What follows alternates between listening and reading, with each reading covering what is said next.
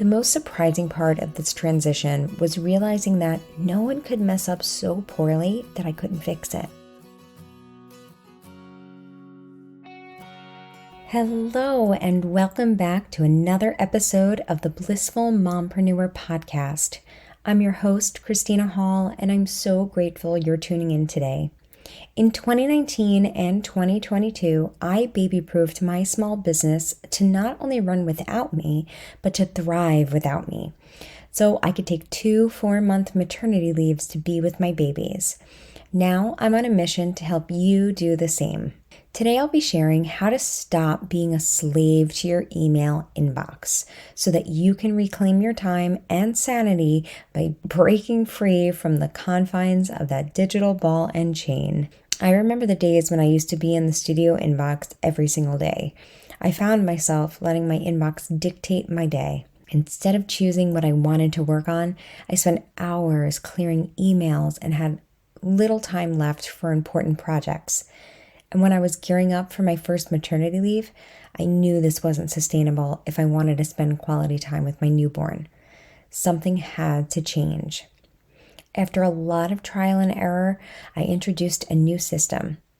We created a main email account that we give out to everyone, and then a personal one that I reserve for my team and vendors that need to contact me directly. This gave me the freedom to delegate the main inbox to my administrative assistants without me needing to check the inbox for the things I was responsible for. In today's episode, I'll share my journey from an inbox-obsessed small business owner to someone who responds to emails only once a week. Yes, it's possible. And also how you can delegate this tedious task. I will share strategies, mindset shifts, and practical tips that can help you manage your inbox without letting it manage you. Trust me, if I can do it, so can you. When I first started my business, I took on everything myself, and my inbox was no exception. I made it my mission to respond to every email within 24 hours, thinking I was being efficient and providing excellent customer service. But in reality, I was constantly tethered to my inbox, and it began to control my entire day. I remember countless mornings opening my email first thing, only to find myself bogged down with responses and follow-ups for hours. Any projects always took a back seat because I felt this overwhelming need to clear my inbox. The mindset was, once I get through these emails, I can move on to bigger tasks. But the inbox never remained empty, and I was left with little time for anything else. Plus, I had the terrible habit of checking the inbox just before bed, and sometimes I'd see a complaint from a client that would leave me anxious and upset, which meant I didn't get any sleep that night. It was really unhealthy. As my first maternity leave approached, I trained my administrative assistant to handle the inbox, but I was so afraid to let go. I micromanaged everything and often tried to clear the inbox before she even came in. I was so worried that no one could handle it as well as I could. During my first maternity leave, despite having help, I couldn't fully give up control. I was still checking the inbox and responding to emails when I could. I let this sense of urgency dictate my actions, fearing I'd miss something important or that things would fall apart if I wasn't involved. Before my second maternity leave, I knew I had to approach things differently. So about 6 months prior, I made a firm decision to step back. I communicated to my admins that they would be handling the main inbox entirely. I logged out of the account on my phone and retrained myself to break the habit of checking it multiple times a day. It wasn't easy, and it certainly felt strange initially, but over time, I saw how capable my team truly was. They handled everything smoothly, and I felt as though a huge weight had been lifted off my shoulders. The most surprising part of this transition was realizing that no one could mess up so poorly that I couldn't fix it. The more I trusted my team and saw things running smoothly, the more confident I became in their abilities. And if something did go wrong, it was a learning opportunity. We'd create a system to prevent that issue from happening again. For example, we used to have an issue where new students wouldn't show up for their intro lessons. Since we had no way of collecting payment and still had to pay the teacher, we were losing money. We addressed this by creating a system where payment is collected at the time the lesson is scheduled over the phone. Problem solved. Now, one of the most helpful steps was creating templates for everything, from how to respond to lesson inquiries to handling cancellations and concerns. And these templates are always evolving. If we encounter an issue, I will rework the templates to avoid that issue again in the future. For example, when we switched to the membership model, new students that enrolled mid-year often questioned how we prorated the first month. This confusion resulted in some people not enrolling. This had to be fixed, so I reworked the email templates to clearly outline how we prorate the first month. And once we did that, we saw much better conversion rates and overall improved student satisfaction and retention.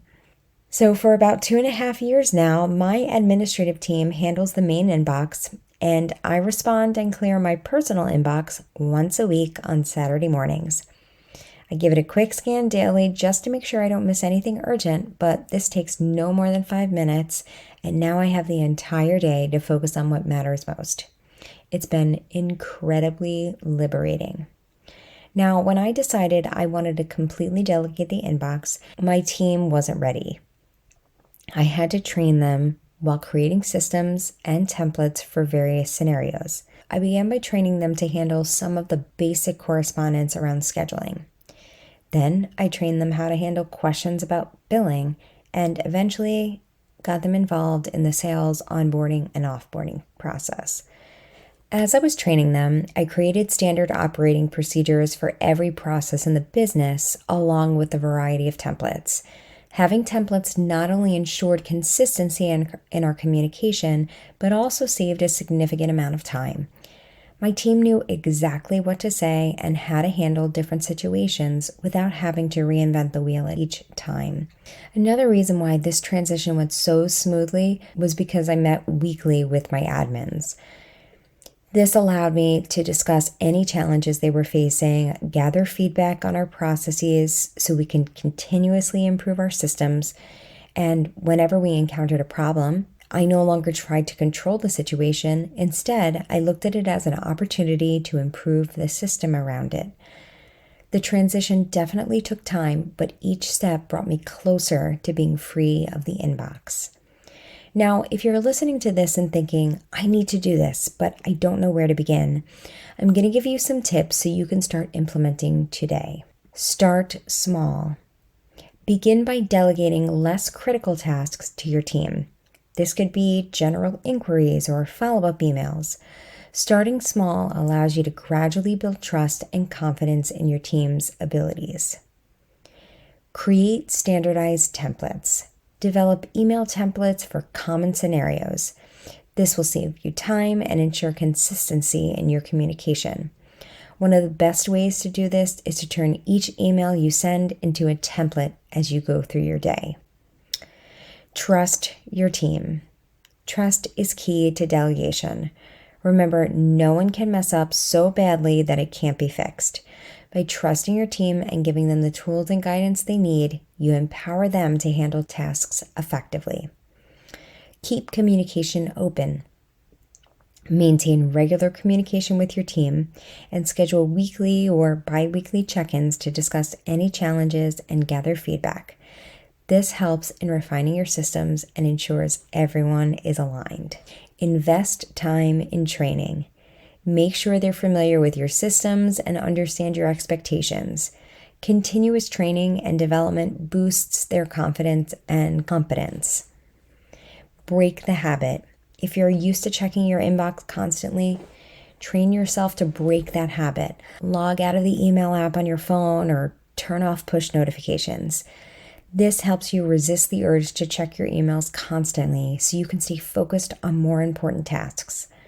Regularly review and update your systems and templates. Incorporate feedback from your team and adapt to any new challenges or changes in your business environment.